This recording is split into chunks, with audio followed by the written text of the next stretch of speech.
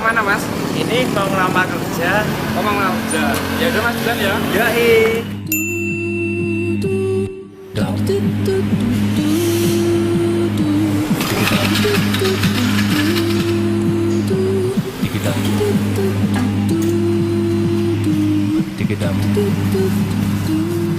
Mau berangkat kerja ya mas? Ini mau kirim lamaran. Karena cari kerja sulit, Mas. Yang sabar ya mas. Tetap semangat. Oke. Oke, sudah ya mas. Ya. Motor baru tuh.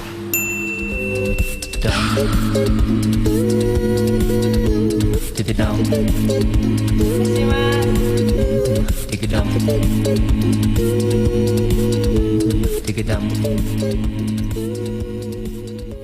Maxindo, mesinnya pengusaha sukses. وقل رب زدني علما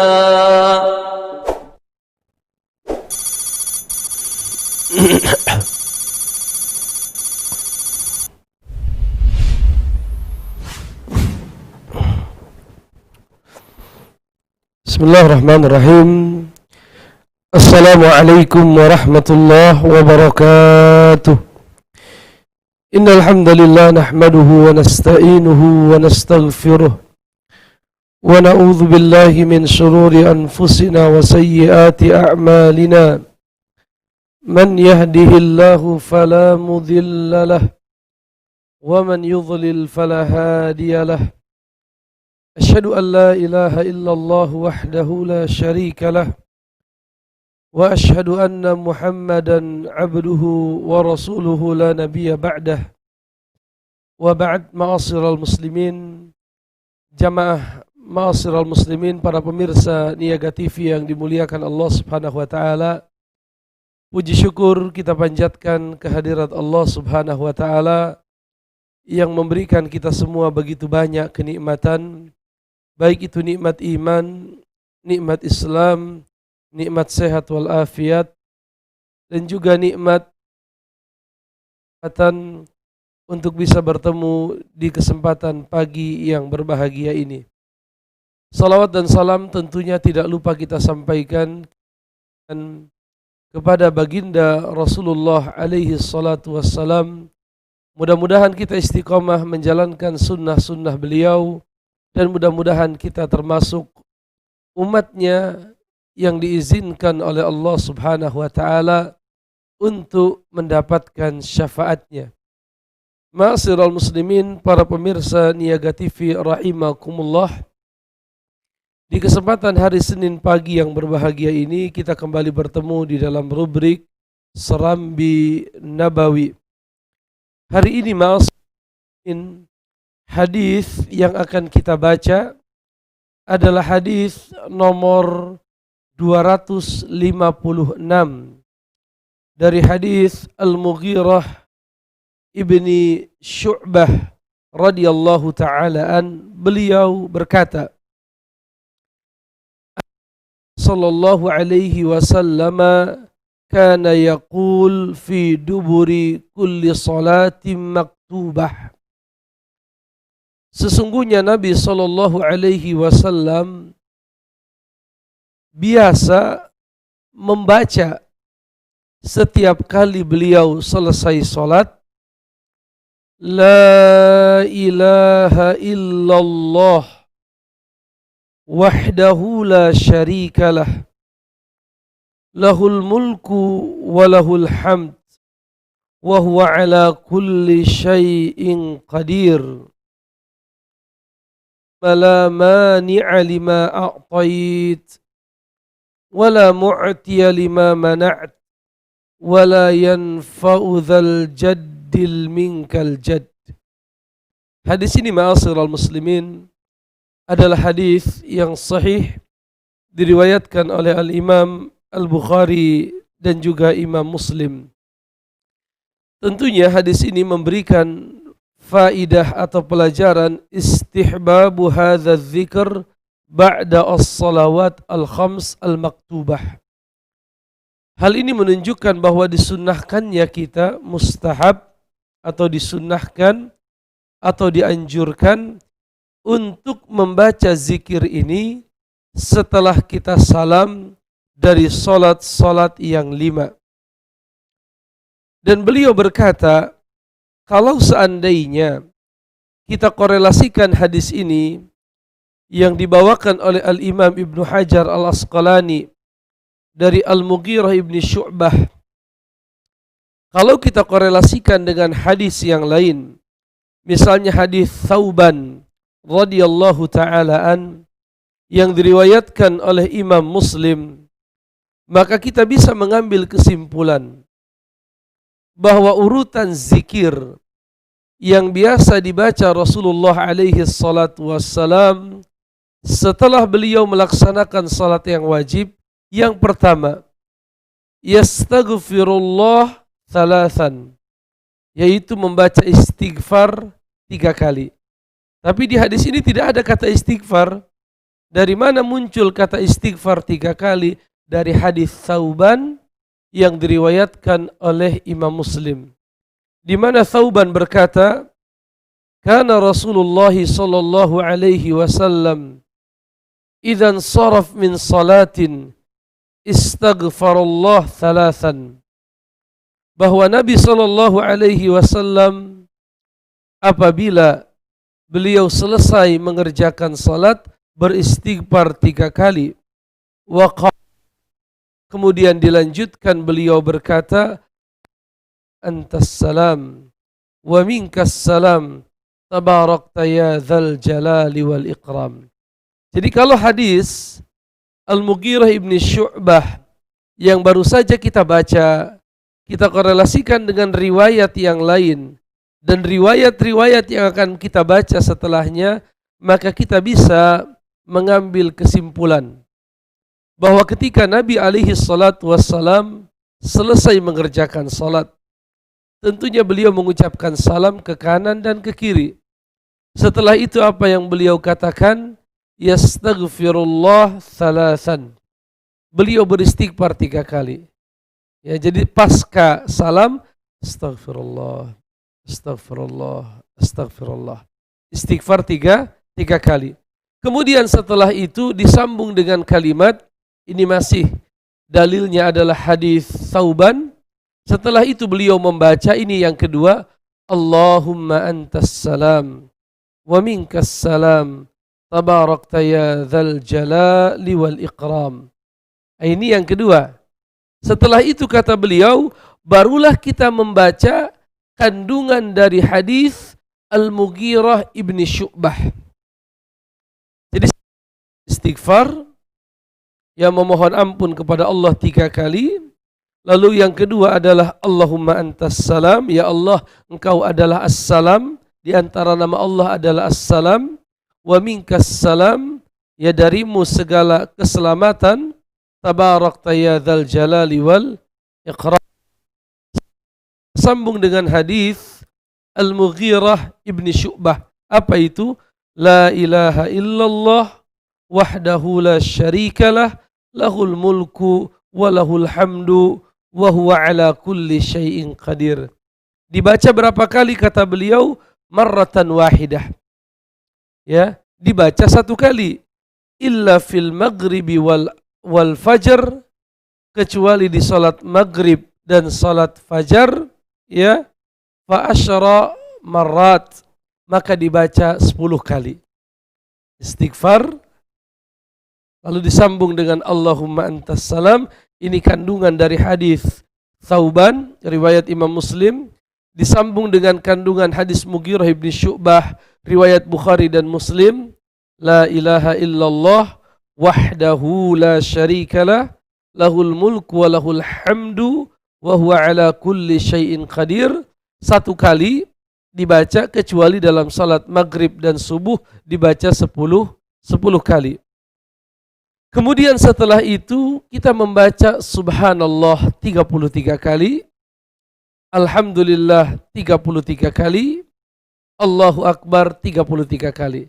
Tentunya kalimat la ilaha illallah wahdahu la syarikalah dilengkapi dengan kalimat setelahnya yang disebutkan dalam riwayat Al-Mughirah, Allahumma la mani'a lima a'tait wala mu'tiya lima mana' wala yanfa'u dzal jaddil minkal jadd. Sudah 4. Istighfar, Allahumma antas salam, la ilaha illallah wahdahu la syarikalah, 1 kali kecuali dalam salat maghrib dan salat fajar, salat subuh.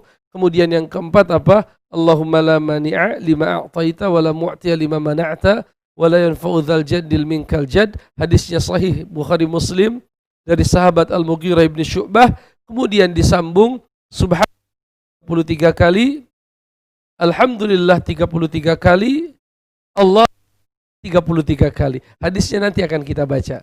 Dalil bahwa disunnahkan membaca subhanallah 33 kali ya secara terpisah, walaupun ada riwayat disambung subhanallah, alhamdulillah, Allahu akbar 33 kali disatukan, tapi yang lebih kuat riwayatnya dijelaskan oleh para ulama, subhanallah sendiri 33 kali, alhamdulillah 33 kali, dan Allahu akbar 33 kali. Kemudian dikatakan oleh beliau setelah 99, 33, tentunya dijumlah menjadi 99. Ketika telah 99 agar genap 100 kali dengan membaca la ilaha illallah wahdahu la syarikalah lahul mulku wa lahul hamdu wa huwa ala kulli syai'in qadir. Ini urutannya.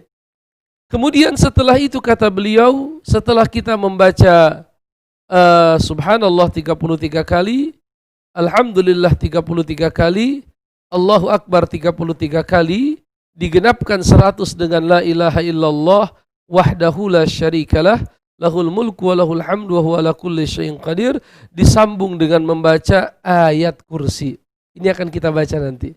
Ya, Allahu la ilaha illa huwal hayyul qayyum la ta'khudhuhu sinatu wa la naum lahu ma fis samawati wa ma fil ard man dhal ladzi yashfa'u 'indahu illa bi idznih ya'lamu ma baina aydihim wa ma khalfahum wa la yuhituna bi syai'in min 'ilmihi illa bima syaa' wasi'a kursiyyuhu as-samawati wal ard wa la ya'uduhu hifdzuhuma wa huwal 'aliyyul 'azim. 1 istighfar 3 kali. Lalu disambung Allahumma antas salam wa minkas salam tabarakta ya dzal jalali wal ikram. Lalu disambung la ilaha illallah wahdahu la syarikalah lahul mulku wa lahul hamdu wa huwa ala kulli syai'in qadir 1 kali, kecuali dalam salat maghrib dan salat subuh 10 kali. Lalu disambung Allah yang keempat, Allahumma la mani'a lima a'tait wa la mu'tiya lima mana' wa la yanfa'u dzal jaddil minkal jadd. Nah, ini gabungan antara apa? Riwayat Thauban radhiyallahu an dengan riwayat Al-Mughirah bin Syu'bah. Dalam riwayat yang lain setelah itu membaca apa? Subhanallah. Yang kelima ini ya kalau kita urutkan. Subhanallah 33 kali, alhamdulillah 33 kali, Allahu akbar 33 kali, digenapkan 100 dengan apa? La ilaha illallah wahdahu la syarikalah lahul mulku wa lahul hamdu wa ala kulli syai'in qadir. Yang keenam membaca ayat kursi. Nanti akan kita baca keutamaan membaca ayat kursi setelah salat, di mana Rasulullah berkata, siapa yang melazimkan membaca ayat kursi setelah salat, tidak ada yang menghalangi dirinya dengan surga kecuali kematian. Siapa yang melazimi, artinya terus menerus membaca ayat kursi setelah salat, tidak ada yang menghalangi dirinya dengan surga kecuali kematian. Ya, tidak ada yang menghalangi dirinya dengan surga Allah kecuali kematian. Artinya dia sudah diapakan? Diberikan janji oleh Allah Subhanahu wa taala dengan jannah Allah Subhanahu wa taala. Begitupun nanti akan kita baca keutamaan membaca subhanallah 33 kali, alhamdulillah 33 kali, Allahu akbar 33 kali, digenapkan 100 la ilaha illallah wahdahu la syarikalah lahul mulku wa lahul hamdu wa huwa ala kulli syai'in qadir. Maka siapa yang melazimkan zikir ini diampuni dosanya walaupun sebanyak buih di lautan. Ini luar biasa. Oleh karenanya saya pastikan kita bahas secara berlahan agar benar-benar kita hafal. Yang pertama istighfar 3 kali. Ya, ini hadis Thauban. Lalu disambung Allahumma antas salam, ya, wa minkas salam tabarakta ya dzal jalali wal ikram. Masih hadis Thauban. Lalu hadis Mughirah bin Syu'bah, la ilaha illallah wahdahu la syarikalah lahul mulku wa lahul hamdu wa huwa ala kulli syai'in qadir. Disambung dengan Allahumma la mani'a lima a'tait wa la mu'tiya lima mana'at wa la yanfa'u dzal jaddil minkal jadd. Yang kelima apa? Subhanallah 33 kali, alhamdulillah 33 kali, Allahu akbar 33 kali. Disambung apa? La ilaha illallah wahdahu la syarikalah lahul mulku wa lahul hamdu wa ala kulli syai'in qadir. Satu kali genap 100. Kemudian disambung dengan membaca ayat kursi. Ya, ini urutannya, berarti yang ketujuh adalah ayat kursi. Kemudian yang selanjutnya kata beliau wal ikhlasu wal muawwidzatain. Setelahnya kita membaca ikhlas dan al muawwidzatain. Al ikhlas tentunya qul huwallahu ahad. Al muawwidzatain adalah al falaq dan an-nas, ya. Itu dibaca kapan? Setelah kita selesai membaca ayat kursi. Lalu beliau berkata, dan di dalam salat maghrib dan fajar secara khusus membaca 7 kali Allahumma ajirni minan nar, Allahumma ajirni minan nar, Allahumma ajirni minan nar. Itu dibaca sebanyak berapa? 7 kali, ya. Dan inilah zikir-zikir yang diriwayatkan dari Nabi SAW. Istighfar 3 kali, Allahumma antas salam wa minkas salam tabarakta ya dzal jalali wal ikram, la ilaha illallah wahdahu la syarikalah lahul mulku wa lahul hamdu wa ala kulli syai'in qadir. 1 kali, kecuali maghrib subuh 10 kali. Lalu disambung Allahumma la mani'a lima a'taita wa la mu'tiya lima mana'ta wa la yanfa'u dzal jaddil minkal jadd. Subhanallah 33 kali, alhamdulillah 33 kali, Allahu akbar 33 kali. Lalu disambung dengan la ilaha illallah wahdahu la syarikalah lahul mulku wa lahul hamdu wa ala kulli syai'in qadir. Genaplah 100. Disambung dengan ayat kursi 1 kali, al-ikhlas, al-falaq, an-nas, ya. Kemudian khusus di waktu maghrib dan waktu salat subuh kita membaca Allahumma ajirni minan nar sebanyak 7 kali. Ini yang bisa kita rangkum dari penjelasan beliau, ya. Kita memasuki hadis setelahnya, ma'asyiral muslimin. Dari sahabat yang mulia Sa'ad ibni Abi Waqqas radhiyallahu taala anhu berkata, Inna Rasulullah sallallahu alaihi wasallam kana yata'awwadhu bihinna dubura kulli salah. Nabi sallallahu alaihi wasallam selalu meminta perlindungan dari 4 hal setelah beliau selesai sholat. Jadi beliau meminta perlindungan selesai dari beberapa hal, bukan hanya 4 hal. Kalau 4 hal itu dalam tasyahud akhir. Allahumma inni a'udzubika min adzabi jahannam wa min adzabil qabri wa min fitnatil mahya wal mamat wa min syarri fitnatil masihid dajjal. Itu sudah kita bahas. Itu di dalam sholat. Adapun di luar sholat, beliau memohon perlindungan dari beberapa hal. Di antaranya beliau berkata, Allahumma inni a'udzubika minal bukhl. Ya Allah, aku memohon perlindungan kepadamu dari sifat bakhil, yaitu sifat pelit, di mana seseorang tidak mau mengeluarkan kewajibannya, tidak mau mengeluarkan zakat, tidak mau bersedekah, tidak mau berinfak, padahal dia mampu, ya, untuk berzakat atau bersedekah atau berinfak. Jadi Nabi berlindung dari sifat bukhal. Wa a'udzubika, ya Allah, aku memohon perlindungan kepadamu dari sifat penakut. Penakut dalam arti tidak mau ikut berjihad di jalan Allah Subhanahu wa taala, atau penakut dalam arti meninggalkan amar ma'ruf nahi mungkar. Nah, Nabi berlindung dari ini. Dari apa? Al-jubn, dari sifat penakut. Wa a'udzubika min arudda ila ardhalil umur. Dan Nabi pun berlindung dari melakukan perkara-perkara yang rendah, ya, perkara-perkara yang yang tidak menunjukkan kedewasaan, ya, memiliki sifat kekanak-kanakan. Nabi memohon perlindungan dari perbuatan yang rendah. Wa a'udzubika min fitnatid dunya. Aku memohon perlindungan kepadamu ya Allah dari fitnah dunia. Yaitu Nabi memohon agar dunia ini tidak memalingkan beliau dari Allah Subhanahu wa taala. Dan apa yang beliau amalkan adalah qudwah bagi kita semua. Laqad kana lakum fi Rasulillahi uswatun hasanah. Sungguh telah ada pada diri Nabi sallallahu alaihi wasallam suri tauladan yang baik. Kemudian yang kelima, wa a'udzu bika min adzabil qabr. Dan aku memohon perlindungan kepadamu ya Allah dari azab kubur. Azab kubur adalah sabitun bil kitab was sunnah wal ijma'. Bahwa kepastian adanya azab kubur adalah tetap, baik berdasarkan dalil Al-Quran ataupun berdasarkan dalil As-Sunnah ataupun berdasarkan ijma' para sahabat ridwanullah alaihim ajma'in. Jadi 5 hal. Allahumma inni a'udzubika minal bukhl wa a'udzubika minal jubn wa a'udzubika an arudda ila ardhalil umur wa a'udzubika min fitnatid dunya wa a'udzubika min adzabil qabr. Ya, dari bukhl, dari sifat bakhil, dari jubn, pengecut, an arudda ila ardhalil umur, melakukan perkara-perkara yang rendah, yang tidak pantas.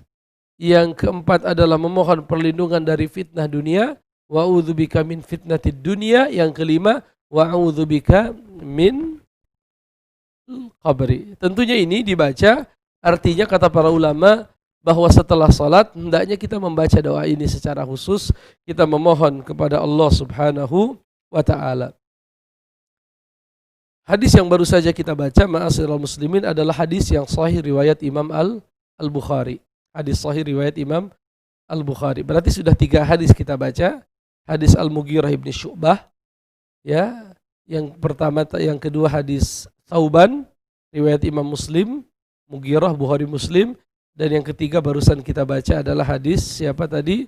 Hadis Sa'ad ibn Abi Waqqas, di mana beliau menceritakan bahwa Nabi setelah salat berdoa memohon perlindungan dari 5 hal, minal bukhli wa mil jubdi wa min adzalil umur wa min fitnatid dunya wa min azabil qabri. Ini 5 hal yang diminta atau dimohon perlindungan oleh Nabi sallallahu alaihi wasallam. Kemudian kita memasuki hadis yang keempat, ma'asyiral muslimin, dari Abi Hurairah radhiyallahu taala anhu, dari Rasulullah alaihi salatu wassalam, Nabi berkata, man sabbahallah dubura kulli salatin 33. Siapa yang bertasbih setelah salat 33 kali, wa 33, dan memuji Allah sebanyak 33 kali, bertakbir sebanyak 33 kali, fatilka tis'un wa tis'un, itulah 99. 33, 33, 33, 99. Wa qala tamamal mi'ah, dan dia sempurnakan menjadi 100 dengan membaca la ilaha illallah wahdahu la syarikalah lahul mulku wa lahul hamdu wa huwa ala kulli syai'in qadir. Jadi 100.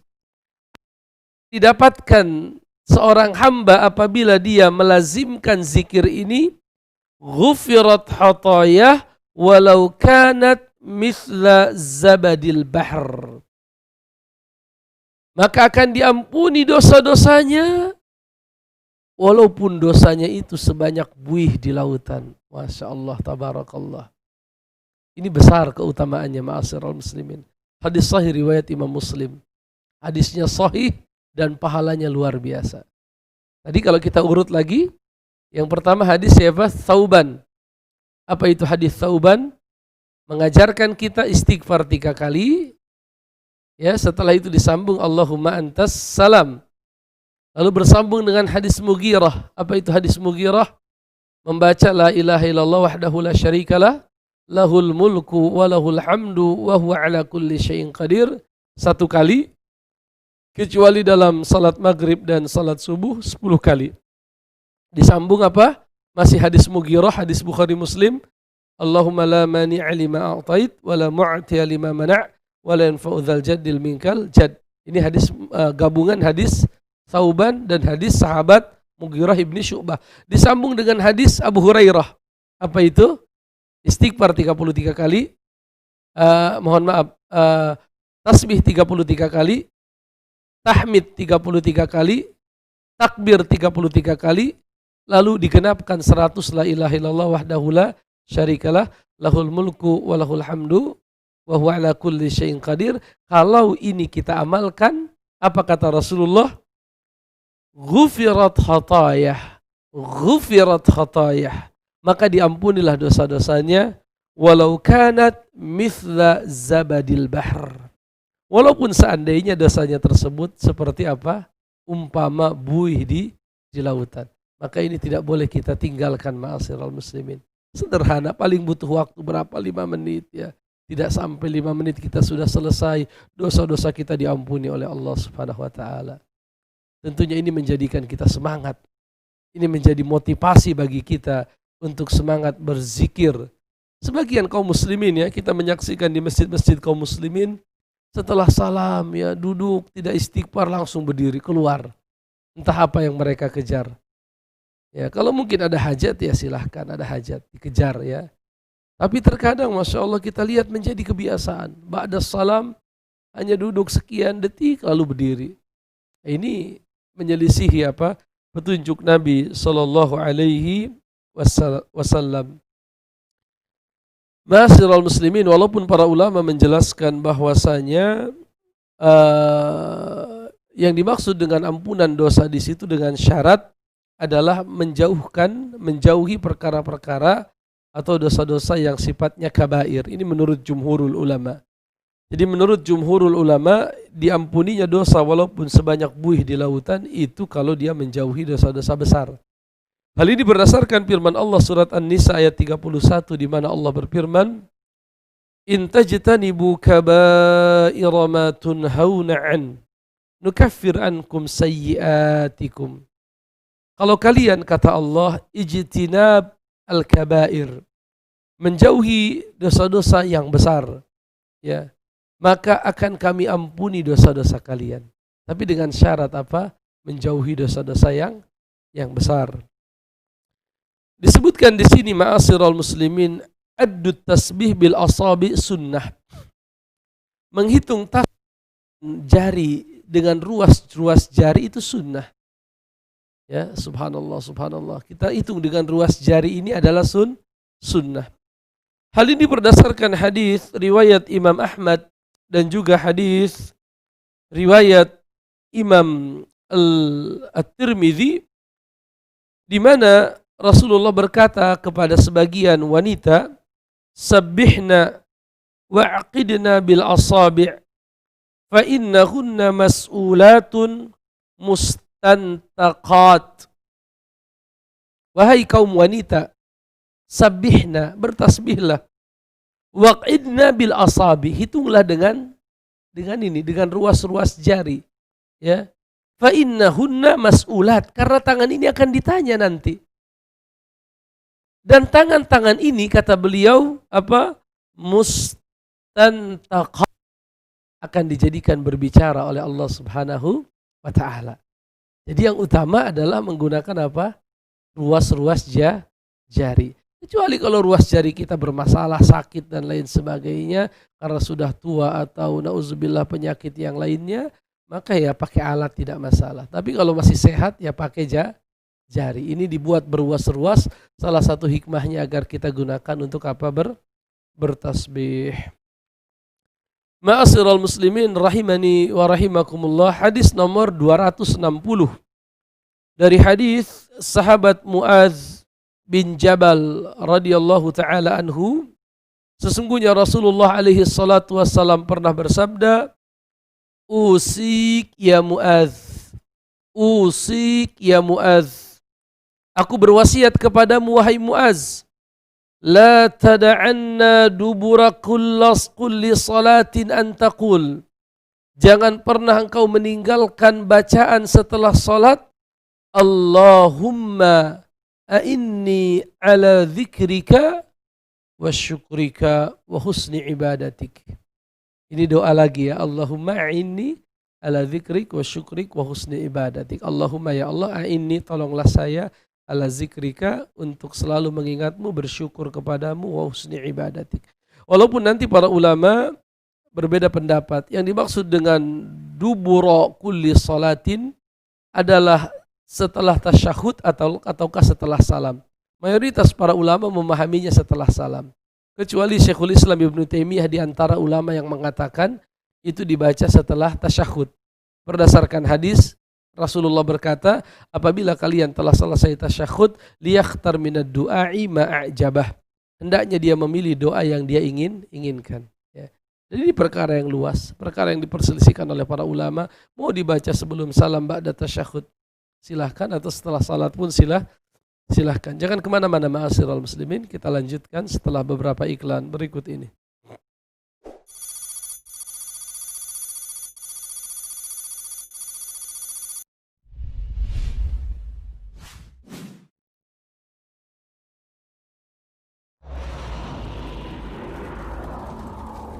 Ingin usaha aneka kuliner aneka panggangan? Atau ingin memasak aneka bakar-bakaran bersama dengan keluarga Anda? Maxindo punya jawabannya. Mesin pemanggang grill multiguna ARD GRL88 Ardin dapat memanggang aneka olahan makanan mulai dari ayam panggang, daging sapi, ikan, dan makanan lainnya. Dengan fitur 4-in-1, material mesin dari bahan yang berkualitas top quality, dilengkapi dengan 4 fitur plate untuk memasak berbagai macam aneka makanan. Piring panggangan untuk aneka daging, plate batu untuk memanggang, piring datar untuk membuat crepes, membuat pancake, dan menggoreng telur, serta fitur kuali kecil berhandle pengaman untuk aneka masakan lainnya. Konsumsi listrik lebih hemat, desain minimalis yang compactable, dilengkapi dengan knob kompor yang mudah digunakan, sangat mudah untuk perawatan.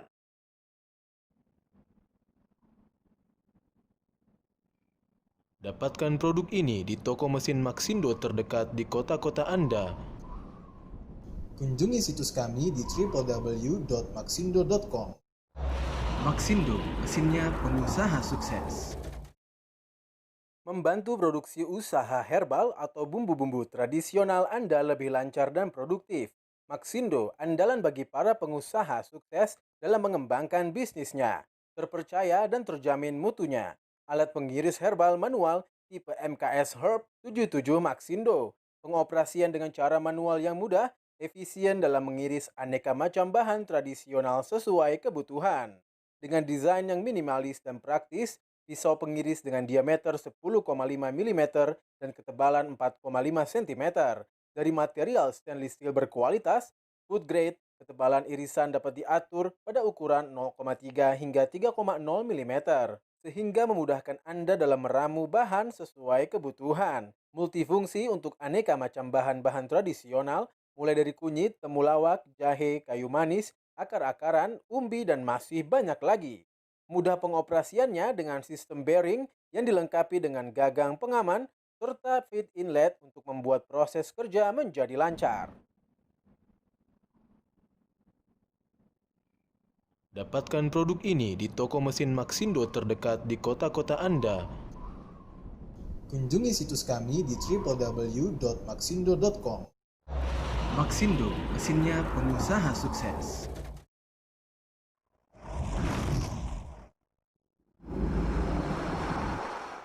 Mau proses pemotongan tulang sapi, tulang ayam, ribs, dan aneka daging beku untuk usaha Anda menjadi lebih mudah dan tanpa ribet? Gunakanlah pemotong tulang manual Bone Sawyer tipe MKS PTT 38 Maxindo, andalan dalam food processing Indonesia, dengan kualitas nomor 1 yang akan memudahkan Anda body mesin dari material top berkualitas, aman dan higienis untuk proses aneka daging. Pisau pemotong dengan tingkat presisi ketajaman yang tinggi terbuat dari material manganese steel, mampu memotong aneka daging beku, tulang, dan iga hewan menjadi bagian yang kecil hanya dengan sekali proses akurat, mampu memotong dengan ketebalan hingga 13 mm, multifungsi pada berbagai jenis usaha atau industri pemotongan hewan, mudah digunakan, mudah juga untuk dibersihkan. Dapatkan produk ini di toko mesin Maxindo terdekat di kota-kota Anda. Kunjungi situs kami di www.maxindo.com. Maxindo, mesinnya pengusaha sukses. Anda membutuhkan mesin produksi yang dapat merajang bawang untuk kebutuhan industri bawang goreng dan lainnya? Agrowindo jagonya mesin pertanian Indonesia. Mesin perajang bawang PRJ 100 BW Agrowindo menggunakan teknologi 3 mata pisau pemotong dari material baja yang terbaik dan didukung oleh kinerja motor listrik yang berkualitas. Kapasitas produksi 100 hingga 150 kg per jam. Mesin dengan desain berbahan material stainless steel ini dapat merajang bawang dengan lebih cepat, lebih mudah, dan mendukung produksi usaha Anda tanpa harus mengalami masalah mata pedih dan iritasi akibat pemotongan bawang. Konsumsi listrik lebih hemat, dilengkapi dengan saluran inlet dan outlet untuk melancarkan kerja produksi. Hasil perajangan akan langsung keluar dalam hitungan detik. Mudah perawatannya dan pembersihannya. Investasi paling menguntungkan untuk usaha Anda.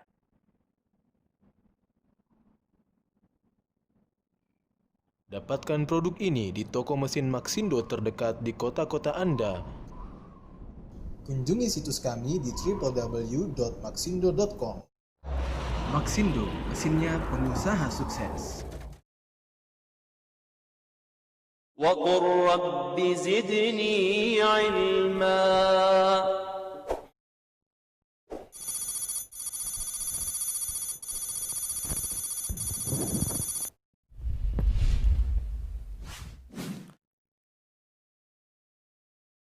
Alhamdulillah wassalatu wassalamu ala rasulillah wa ala alihi wa ashabihi wa mawalah.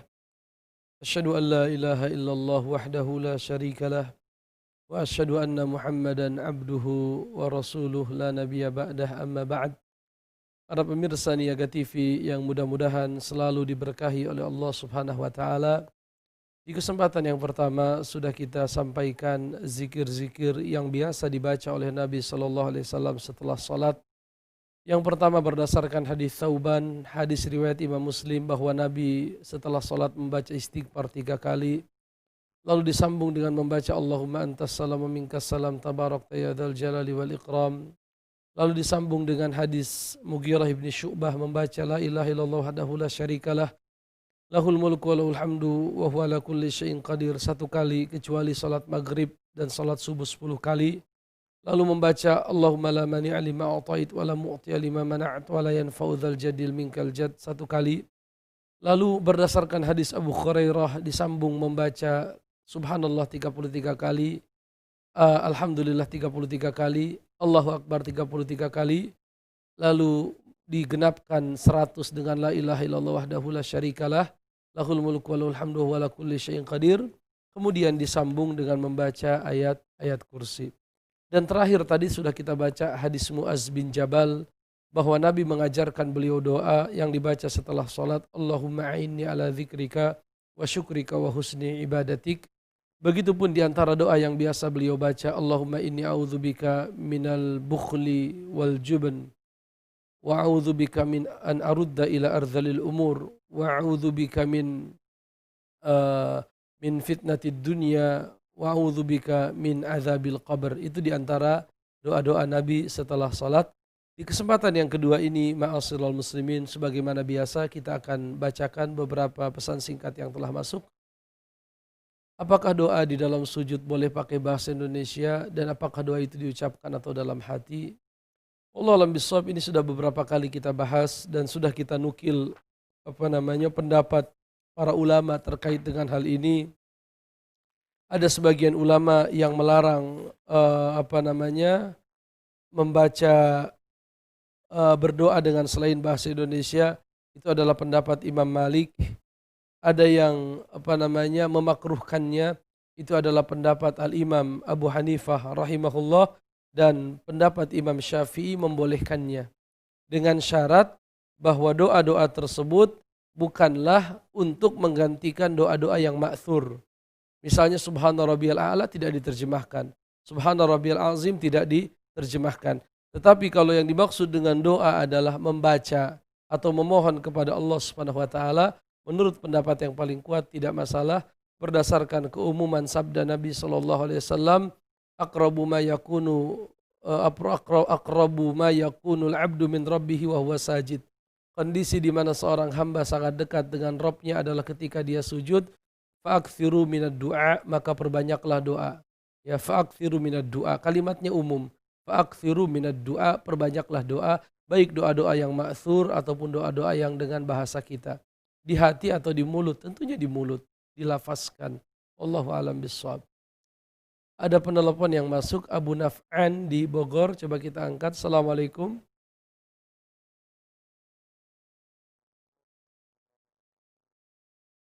Baik, Abu Naf'an. Suara Abu Naf'an saya dengar kecil. Waalaikumsalam warahmatullah. Silahkan Abu Naf'an.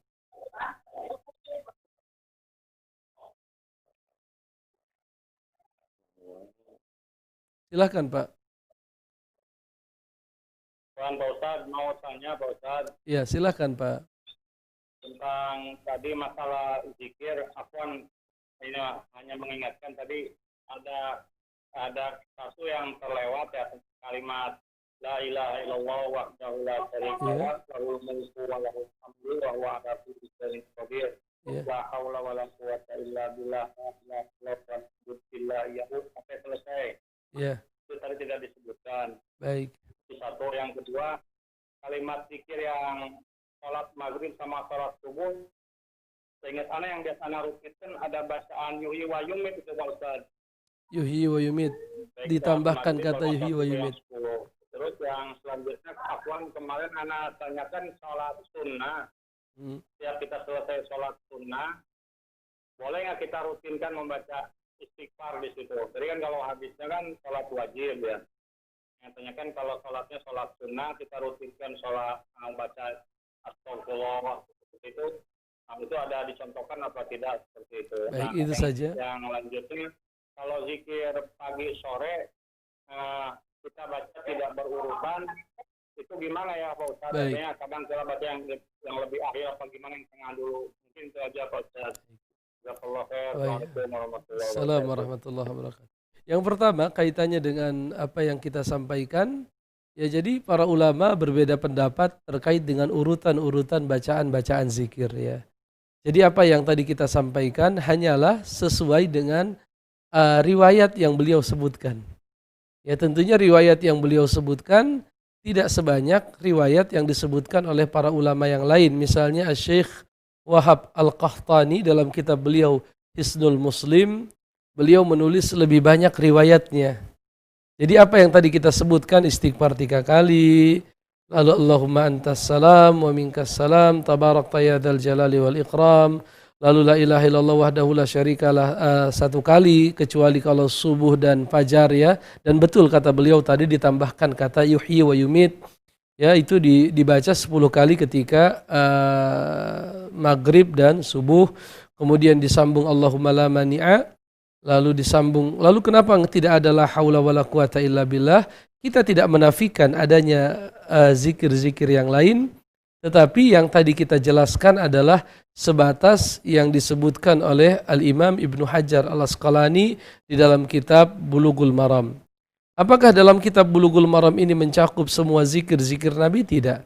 Tetapi beliau menyebutkan beberapa riwayat yang masyhur, riwayat-riwayat yang kuat terkait dengan zikir-zikir Nabi SAW. Dan apa yang kita baca tadi baru sebagian. Kita belum baca dalil terkait dengan ayat kursi dan lain sebagainya. Jadi tadi tidak adalah haula wala quwata illa billah. Kenapa? Karena memang kita hanya menjelaskan dan membaca apa-apa yang disusun oleh Al-Imam Ibnu Hajar Al-Asqalani. Walaupun ini tidak menjadi batasan. Ketika kita nanti membaca kitab yang barangkali lebih luas atau yang ditulis secara khusus membahas masalah zikir seperti yang tadi kita sebutkan, Imam An-Nawawi pun punya kitab khusus, misalnya Al-Azkar lin Nawawi, atau yang ulama kontemporer beliau sudah wafat beberapa waktu yang lalu, Syekh Sa'id bin Wahab Al-Qahtani yang berjudul Hisnul Muslim, itu bisa ditambahkan. Ya, kalau kita lihat hadisnya sahih bisa kita tambahkan. Jadi apa yang tadi kita bacakan tidak menjadi pembatasan terkait dengan zikir-zikir yang harus dibaca, hanya saja itu hanyalah penjelasan dari hadis yang dibawakan oleh Al-Imam Ibnu Hajar Al-Asqalani di dalam kitab beliau Bulughul Maram. kita jelaskan dan kita coba susun berdasarkan riwayat yang beliau sebutkan. Ini ya. Jadi kita menyusun tadi dari mulai istighfar 3 kali, Allahumma antas salam, la ilaha illallah wahdahu la syarikalah, Allahumma la mani'a, subhanallah 33 kali, alhamdulillah 33 kali, Allahu akbar 33 kali, la ilaha illallah wahdahu la syarikalah, lahul mulku wa lahul hamdu wa ala kulli syai'in qadir, ayat kursi, lalu al-ikhlas, al-mu'awwidzatain, itu kita sampaikan bukan sebagai bentuk pembatasan, tetapi hanya sebagai menyusun, merapihkan riwayat-riwayat yang disampaikan oleh Al-Imam Ibnu Hajar Al-Asqalani rahimahullah di dalam kitab beliau Bulughul Maram. Ya, sekali lagi, kalaupun kita mendapatkan riwayat yang lain, selama riwayat itu sahih dijelaskan oleh para ulama bisa dipakai, tentunya tidak masalah kita pakai. Termasuk tadi riwayat Mu'az bin Jabal, Allahumma inni ala zikrika wa syukrika husni ibadatik. Lalu riwayat yang sebelumnya, riwayat Sa'ad bin Abi Waqqas, Nabi berlindung dari 5 hal, Allahumma inni a'udzubika minal bukhli wal jubni wa a'udzubika min arudda ila ardhalil umur wa a'udzubika min fitnatid dunya wa a'udzubika min adzabi jahannam. Ya.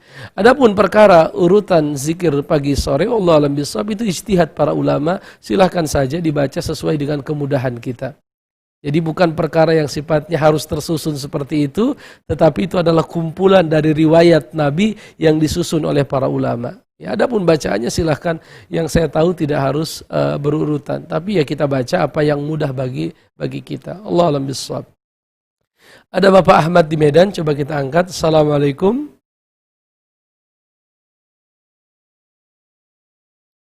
Assalamualaikum.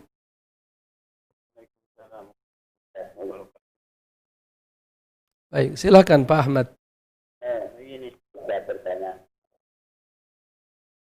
Tadi kan sudah menjelaskan amalan sehat. Jadi apakah itu kegiatan berjamaah atau sendiri? Tadi kan satu biasa dikerjakan jamaah. Baik. Yang kedua, ini lari dari pertanyaan Ustaz. Bisa suaranya diperkeras Pak Ahmad, dipertegas suaranya. Oh ini kan amalan pasca sholat itu kerjakan secara berjamaah atau sendiri-sendiri. Nah, terus apakah itu disambung dengan doa berjamaah juga? Baik. Yang kedua, masalah rambut anak Ustaz nih, hari keberapa itu dipotongnya Ustaz? Baik. Baik, itu saja Pak. Ya, Assalamualaikum warahmatullahi wabarakatuh. Waalaikumsalam warahmatullahi wabarakatuh.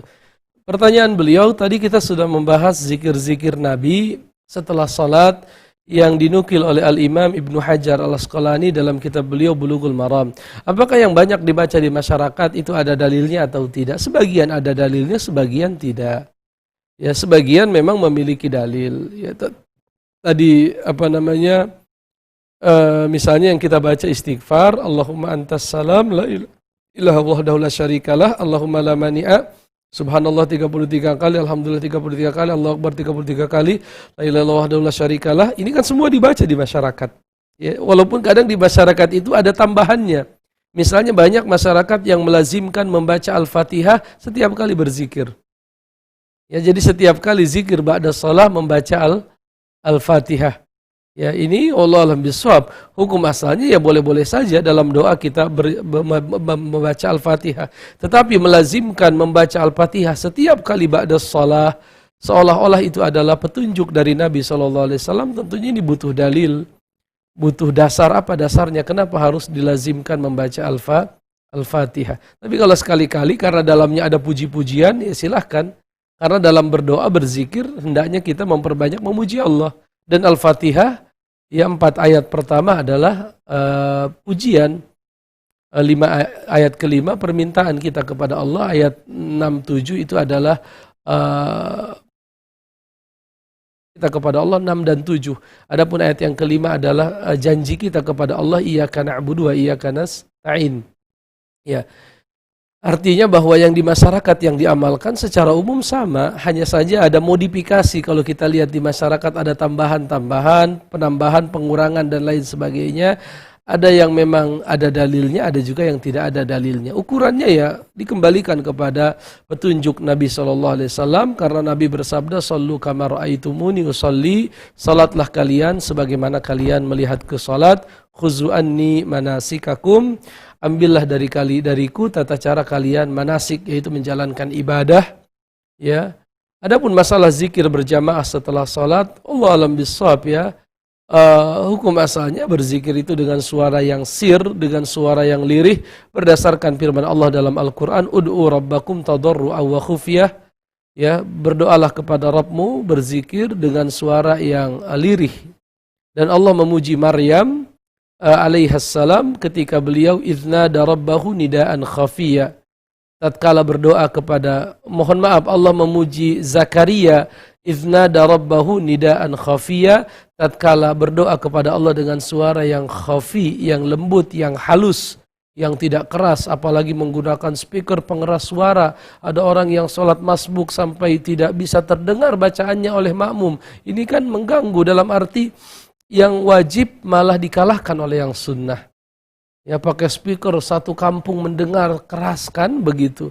Ini menurut saya Allah alam bisawab tidak dilakukan seperti itu. Suara yang rendah itu menunjukkan kecilnya kita di hadapan Allah. Suara yang rendah itu menunjukkan butuhnya kita kepada Allah. Dan suara yang rendah itu bisa menjaga hati kita dari sifat ria dan lain sebagainya. Tapi kalau kita mengeraskan suara kita, sampai kadang saya pernah sholat di satu tempat, kita masbuk, kita terlambat sholat wajib, lalu kita bikin jamaah yang baru, sholat isya saat itu ya. Lalu saya sholat isya, di belakang ada 4 orang, kita tidak khusyuk sholat.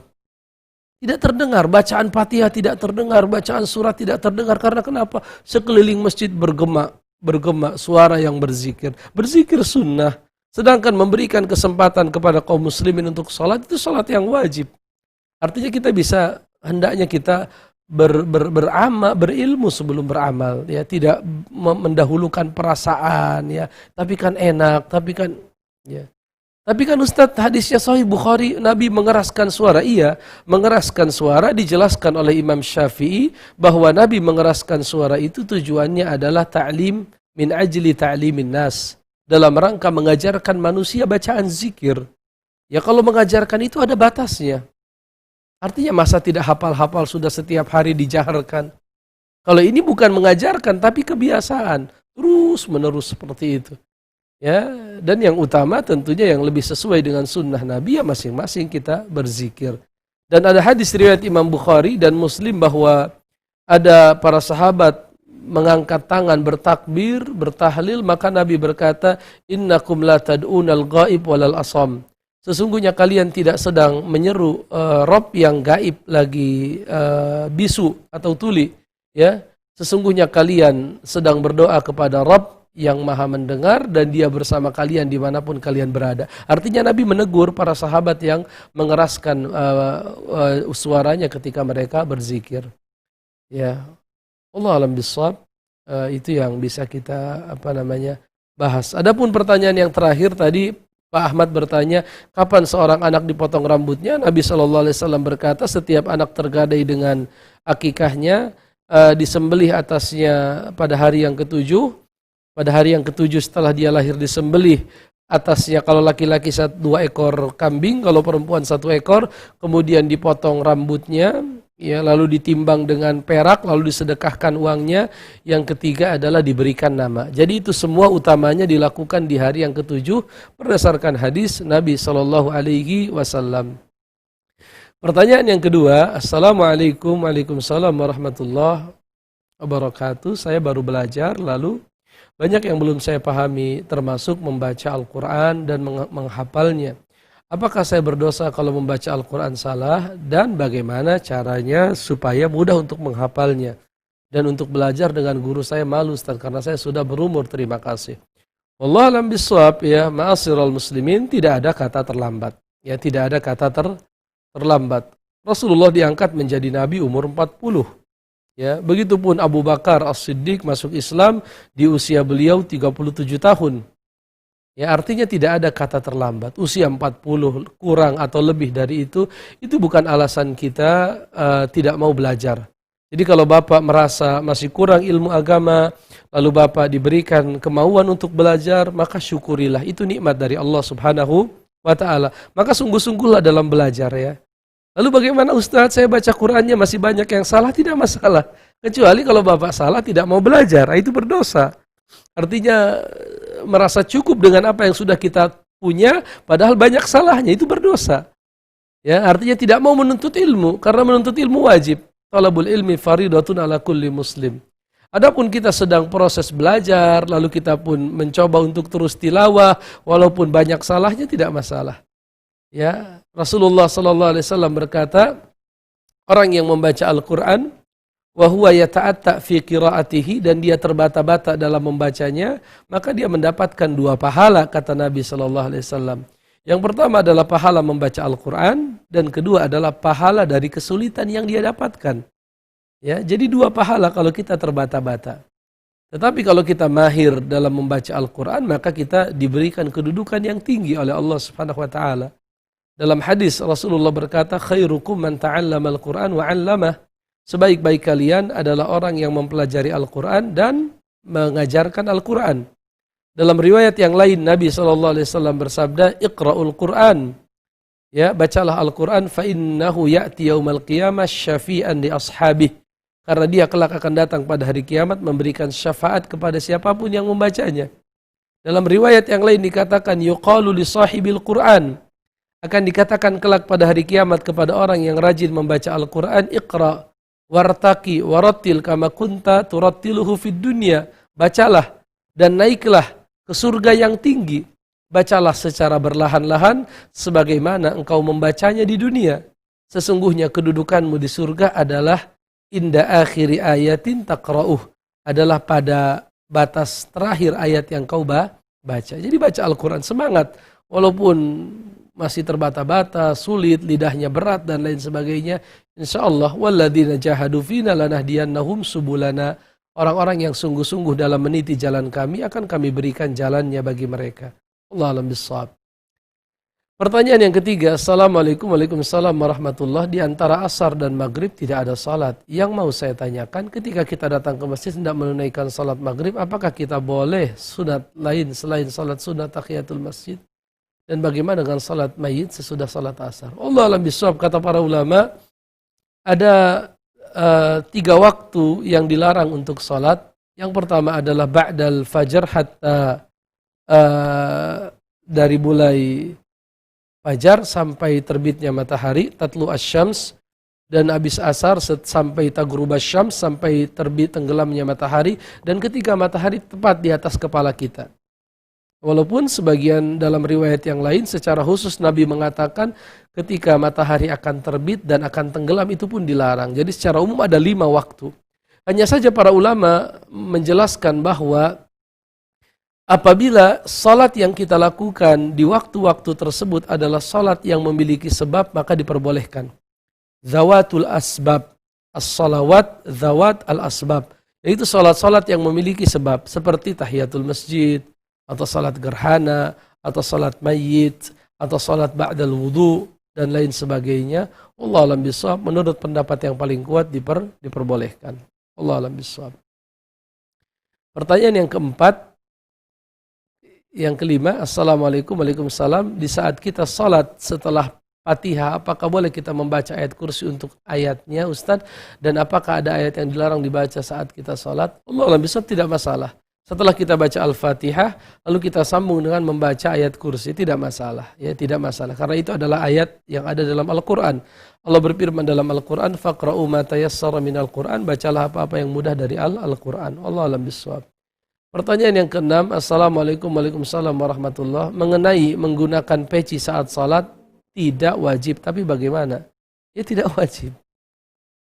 Ya, tergantung. Kalau peci seperti saya ini ya budaya Indonesia, peci nasional.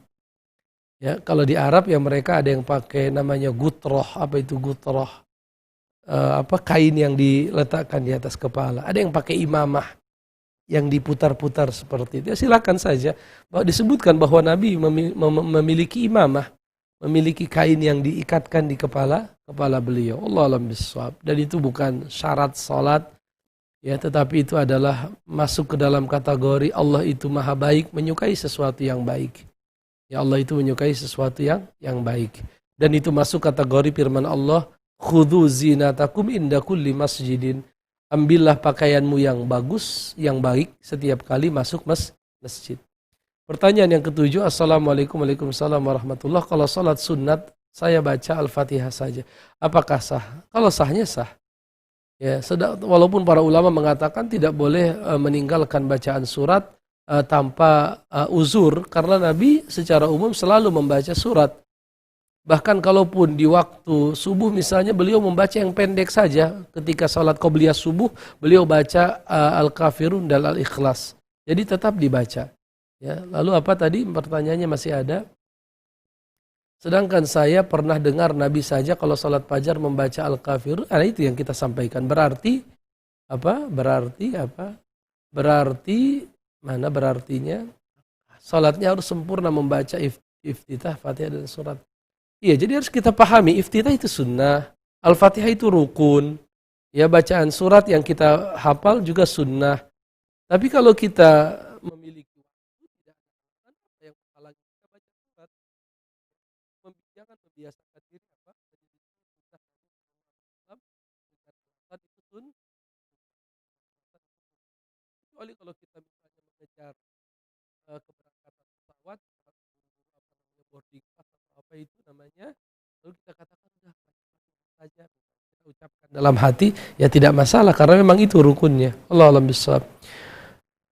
Pertanyaan yang ke-8, Assalamualaikum Waalaikumsalam warahmatullah. Bagaimana jika kita menjamak sholat karena uzur? Kita sebagai tenaga kesehatan di ruang ICU pas waktu sesaat sebelum maghrib, tiba-tiba pas henti napas dan kita memberikan pertolongan untuk dipasang alat bantu napas, yang hal itu kadang dilakukan hingga waktu maghrib habis. Karena tenaga kurang mencukupi sehingga tidak bisa bergantian sholat. Apakah diperbolehkan? Boleh. Ya, jadi bedakan antara menjamak dengan mengqashar. Kalau mengqashar itu hanya dalam safar. Adapun menjamak boleh dilakukan baik saat safar ataupun saat tidak safar. Tidak safar misalnya apa? Hujan. Tidak safar misalnya apa? Istihadhah, darah terus-menerus keluar. Atau dalam kondisi yang tadi berada di ruang ICU yang kalau kita tinggalkan pasien akan berdampak berbahaya bagi pasien tersebut, maka itu darurat, silahkan menjamak maghrib dengan isya, tapi tidak mengqashar, karena mengqashar hanya di waktu apa? Safar saja. Allah alam bishawab. Ma'asyiral muslimin, ini yang bisa kita bahas. Mudah-mudahan Allah memberikan kita kesehatan, keberkahan dan keikhlasan dalam menuntut ilmu. Yang benar semua datang dari Allah, yang salah datang dari kita sebagai manusia. Subhanakallahumma bihamdika asyhadu an la ilaha illa anta astaghfiruka wa atubu ilaik. Assalamualaikum warahmatullahi wabarakatuh.